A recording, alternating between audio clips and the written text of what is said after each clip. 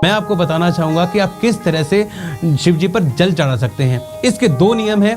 पहला नियम ये कहता है कि सबसे पहले आप गणेश जी पर जल चढ़ाएं, उसके बाद आप माँ गौरा पर जल चढ़ाएं, उसके बाद आप कार्तिकेय भगवान पर जल चढ़ाएं, उसके बाद नंदी बाबा पर, फिर नाग देवता पर, और उसके बाद धार सहित आप शिवलिंग पर जल चढ़ाएं। तो ये है पहला नियम।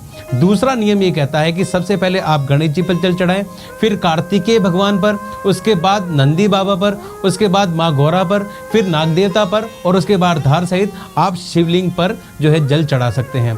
तो शिव जी एक ऐसे देवता हैं जो अपने से पहले अपने परिवार की पूजा करवाते हैं। तो ये नियम है, आप इन दोनों नियमों से कोई भी नियम जो है आप उसको अपना सकते हैं। ये तरीका है दोस्तों। जो मैंने आपको तरीके बताए भगवान को जल चढ़ाने के, उसमें एक नियम ये भी है कि आप शंख से जो भगवान शिव को जल नहीं चढ़ा सकते हैं, क्योंकि भगवान शिव ने शंखचूड़ नाम के एक राक्षस का वध किया था। तो शंख से आप भगवान शिव को जो है जल नहीं चढ़ा सकते। दूसरी बात, आप जब भी जल चढ़ाएं तो बैठकर जल चढ़ाएं, बैठकर जल चढ़ाएं और उत्तर दिशा में मुंह करके जल चढ़ाएं।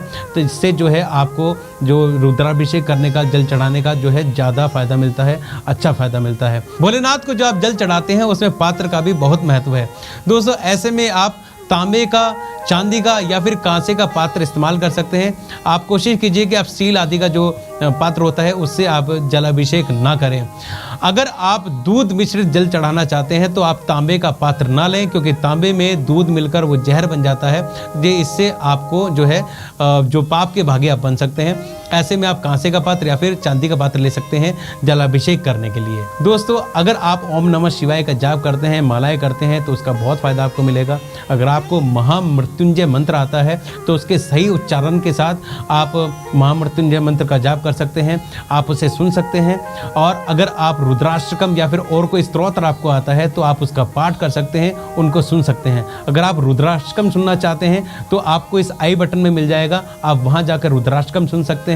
और अगर आप सुनना चाहते हैं महामृत्युंजय मंत्र 108 बार, वो भी आपको इस आई बटन में मिल जाएगा। वहां जाकर आप ये जो है 108 बार ओम नमः शिवाय या फिर महामृत्युंजय का जो मंत्र है वो सुन सकते हैं।